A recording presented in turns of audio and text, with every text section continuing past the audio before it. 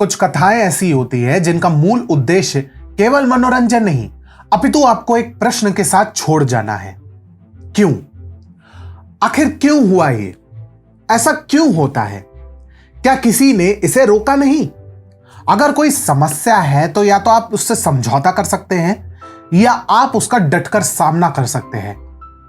आपके पास भागने का विकल्प नहीं है। और यही द केरल स्टोरी ने अपने तरीके से समझाने का प्रयास किया है। नमस्कार, ये TFI है और मैं सिर्फ द केरल स्टोरी का अपना अनुभव नहीं बताऊंगा, अपितु कुछ प्रश्नों का उत्तर भी चाहूंगा जिनके उत्तर जानना मेरे और मेरे जैसे अन्य भारतीयों के लिए काफी आवश्यक है। क्योंकि यह बात आपकी या मेरी नहीं, यह बात आज केरल की है और कल को संपूर्ण भारत के लिए भी होगी। पर द केरल स्टोरी है क्या? यह फिल्मकार सुदीप्तो सेन की फिल्म है जो अवैध रूप से मतांतरित हजारों हिंदुओं और ईसाई महिलाओं का एक मार्मिक चित्रण है, जिसमें आदा शर्मा, योगिता बिहानी इत्यादि प्रमुख भूमिकाओं में है। यह फिल्म एक रिमोट लोकेशन में प्रारंभ होती है।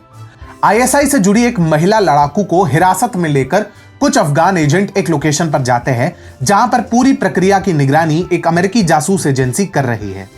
जब इस महिला द्वारा अपनी कथा बताने के सारे प्रयास बेकार जा रहे हैं तो फातिमा नामक ये महिला अपने जीवन परिचय पर प्रकाश डालती है। अब यहां से फ्लैशबैक की ओर मुड़ते हैं जहां केरल के अलपुजा में शालिनी उन्नी कृष्णन नामक एक युवती अपनी मां और वृद्ध नानी के साथ रहती है। शालिनी आगे चल चिकित्सा में अपनी सेवाएं प्रदान करना चाहती हैं और इसीलिए वह इंडियन इंस्टीट्यूट ऑफ नर्सिंग में प्रविष्ट होती है। यहां इनका परिचय इनके सहपाठियों से होता है जिनका नाम है निमा, जो ईसाई है, गीतांजलि, जो कहने को हिंदू है परंतु धर्म संस्कार इत्यादि में विश्वास नहीं रखती, और आसिफा, जो प्रारंभ से ही कट्टर मुसलमान है। धीरे धीरे सभी का एक दूसरे से परिचय होता है और आसिफा सभी पर अपना प्रभाव जमाना प्रारंभ करती है। वह प्रारंभ से ही अपने आराध्य के तारीफ में कसीदे गढ़ने में कोई कसर नहीं छोड़ती। परंतु इससे पूर्व कि किसी को कुछ आभास हो, मॉल में एक घटना सबका जीवन बदल देता है। कैसे इस घटना के माध्यम से शालिनी फातिमा में परिवर्तित होती है और कैसे वह ISIS की गिरफ्त में आती है, यही द केरल स्टोरी का सार है। चलिए सब कुछ एक किनारे रख देते हैं, भूल जाते हैं कि कोई विवाद हुआ था, भूल जाते हैं कि हम हिंदू है, ईसाई है या क्या है। अब आप बस कल्पना कीजिए, कोई अपने संस्कृति का गुणगान करता है और धीरे धीरे उसी के आड़ में वह आपके परिवेश, आपके रहन सहन पर घृणा करने को आपको विवश कर देता है और जताता या जताती है कि वे जो भी करते हैं वही सही है और आपको या आपके किसी सगी संबंधी को धर्मांतरित करा लेते हैं। आप क्या करोगे? कोई व्यक्ति इसके बारे में सोचकर ही विरोधी ख्याल उत्पन्न करने लगेगा। परंतु यहां प्रश्न केरल का है। यहां ऐसी घटनाएं आम दिनचर्या बनती जा रही हैं। जब तक आपको या आपके अभिभावकों को वास्तविकता का पता चलता है कि क्या हो रहा है, बहुत देर हो चुकी है।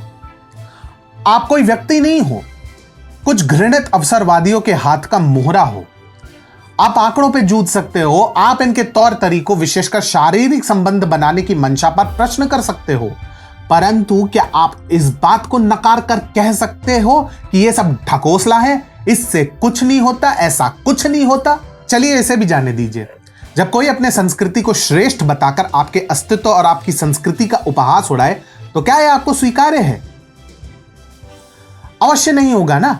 परंतु यही बात हमारे मस्तिष्क में जोर जबरदस्ती से बिठाई जाती है और ये कैसे होता है, ब्रेन वॉशिंग का लेवल क्या होता है, इसका चित्रण भी बिना लाग लपेट के इस फिल्म में किया गया है। ऐसा चित्रण ही छोड़ दीजिए, इस पर बेबाक चर्चा करने का सामर्थ्य यहां कितने लोगों में होगा? विश्वास नहीं होता तो फिल्म से कुछ उदाहरण प्रस्तुत है।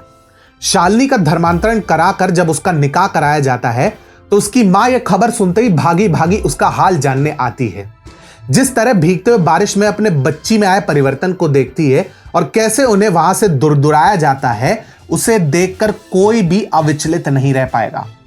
यह चित्रण बहुत ही कम देखने को मिलता है। अब हर घटना का उल्लेख तो संभव नहीं, परंतु फिल्म में एक अन्य घटना को हम अनदेखा नहीं कर सकते।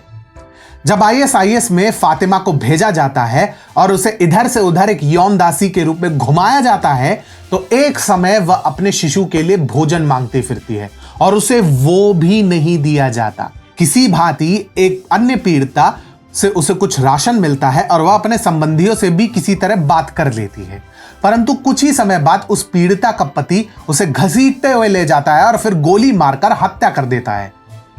यह अपराध क्या था?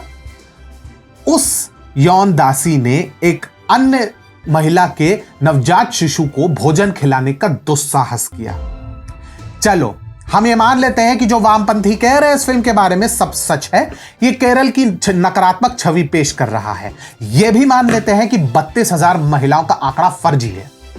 ठीक है, संतुष्ट हो गया? परंतु क्या आप यह कहने का सामर्थ्य भी रखते हो कि केरल से एक भी महिला ISIS में नहीं गई? क्या ऐसे लोगों में यह सामर्थ्य है कि कहें कि ऐसे अत्याचार आज तक कभी नहीं हुए और ना ही इसके लिए कोई विशेष सिंडिकेट समर्पित है? अब आते हैं उस बात पर जिस पे सबकी दृष्टि है, 32,000 लड़कियों का धर्मांतरण। चलिए, यह फिल्म जो कहना चाहता है वह सब झूठ है, परंतु क्या यह भी असत्य है कि केरल समेत भारत के कई कोनों में ऐसे कई लोग हैं जो छल से महिलाओं का धर्मांतरण कराते हैं? क्या यह बात कि इस संपूर्ण प्रकरण के लिए ISI छोड़िए, भारत में ही एक बहुत विशाल नेटवर्क है जो केवल इसी पाप को बढ़ावा देने पर ध्यान देता है और वो सब का सब मिथ्या है? कहीं सुना था, we must stand up for what is right even if it makes others unhappy. आप द केरल स्टोरी से संवेदना रखें या घृणा, यह आपकी इच्छा, परंतु इसे आप अनदेखा करने की भूल तो बिल्कुल नहीं कर सकते। बाकी आगे आपकी इच्छा है, और यदि आप अपने परिवार या अपने वंशजों के लिए ऐसा भविष्य नहीं चाहते हैं तो एक बार ये फिल्म अवश्य देखिएगा, आप निराश नहीं होंगे।